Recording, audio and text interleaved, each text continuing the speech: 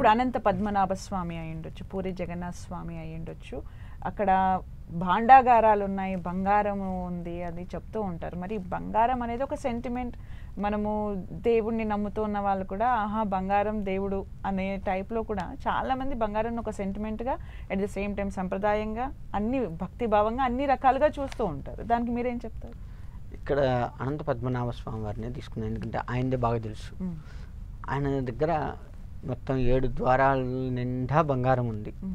ఎందుకుంది అంటే స్వామివారికి అలంకరణగా కొంత పెట్టినప్పటికీ మిగతా కొంత అలా భాండాగారాల్లో దాచి ఉంచారు, నిక్షిప్తం చేసి ఉంచారు. ఎందుకు ఉంచారు అంటే భవిష్యత్తులో. అందుకే భూములు కూడా దేవాదాయ శాఖ వచ్చింది, ఈ మధ్య భూములన్నీ దేవాలయాలు ఉన్నాయి, రాసిచ్చారు, దాన ధర్మం చేశారు. ఎందుకు అంటే ఈ భూములతో అర్చకుడు, అక్కడున్న పరిచారకులు ఆ భూమి మీద వచ్చేటువంటి సొమ్ముతోటి బ్రతకాలి, ఆ ఆదాయంతో దేవాలయం ఎప్పుడూ కూడా నడుస్తూ ఉండాలి అని భూములు ఇచ్చారు.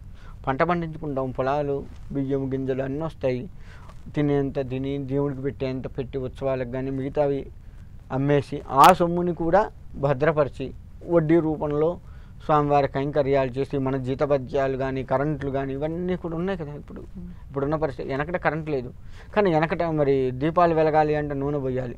ఇప్పుడు స్విచ్ చేస్తే నెలగానే 500, 1000, 10,000 బిల్లు వచ్చింది, కట్టేస్తున్నాం. మరి అప్పుడు అట్ట కదా, ఎప్పటికప్పుడు నూనె కావాలి, స్టాక్ పెట్టుకోవాలి నూనెని కదా, జ్యోతులు వెలగాలి అంటే. అలా ఉండడం కోసంగా కొంత ద్రవ్యాన్ని సేకరించి పెట్టుకోవడం, ఇలా రకరకాల వెనకటి సాంప్రదాయాలు కావచ్చు, ఇప్పుడు ఉన్నది కావచ్చు. ఆ ధనం మొత్తం కూడా స్వామివారి కైంకర్యాలకి, అక్కడున్న అర్చకులకి, జీతభత్యాలకి, వాళ్ళ యొక్క పోషణకి వాడుతూ ఉన్నారు భూముల ద్వారా. మరి బంగారము భవిష్యత్తులో స్వామివారికి ఇబ్బంది అయితే కొల్లగొట్టి చేస్తే నిక్షిప్తంగా ఉంచిన బంగారం మళ్ళీ స్వామివారిని అలంకరించి అందంగా ఉంచి స్వామివారి యొక్క సేవలో తరించిపోవాలి, అందుకోసం ఉంచారు. అది రాను రాను ఇప్పుడు భగవంతుడికి ఇష్టమా బంగారం అంటే, అలంకరణ అంటే?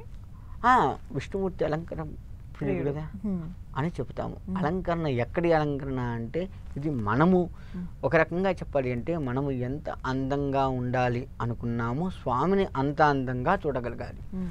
ఉదాహరణకి మీకు ఇంకా చెప్పాలి అంటే ఒక వికృతమైనటువంటి ఫోటోని దేవుడు అని చెప్పేసి అంటే మనం నమ్ముతామా, ఆరాధించగలుగుతామా? మన మనస్సు కూడా దానికి ఒప్పుకోదు. ఫస్ట్ అందంగా ఉన్న స్వామి అయితేనే, అందంగా ఉంటేనే అసలు భగవంతుడికి రూపం లేదు అని చెప్తారు. జ్యోతి స్వరూపం స్వామివారు. మరి జ్యోతి స్వరూపంలో నమ్మలేం కాబట్టి విగ్రహ రూపంలో పెట్టుకొని ఆ స్వామివారిని అందంగా అలంకరించుకుంటే మన మనస్సు దాన్ని తొందరగా గ్రహించి స్వామివారిని మనసులో నింపుకొని స్వామివారి ధ్యానం చేసి తరించిపోతున్నాం కదా. అందుకని అలంకరణ చేస్తున్నాం స్వామివారికి. స్వామివారికి కావాల్సింది ఏ అలంకరణ అంటే ఇష్టం అంటే మనస్సు నిండా ఆయన నింపుకున్న మనిషి అలంకరణ ఇష్టం. ఆ మనస్సే ఆయన అలంకరణ. అటువంటి మనస్సుతో ఉన్నటువంటి వాడు, స్వామిని లోపల పెట్టుకోగలిగిన మనస్సు ఎవడుకుందో ఆ మనస్సే ఆయనకు అలంకరణగా భావించి అందులో ఉండిపోతాడు.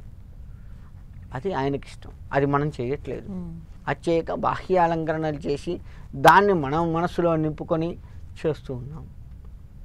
అది స్వామివారికి అలంకరణ ఇష్టమా అంటే అలా ఉన్న అలంకరణ ఇష్టం.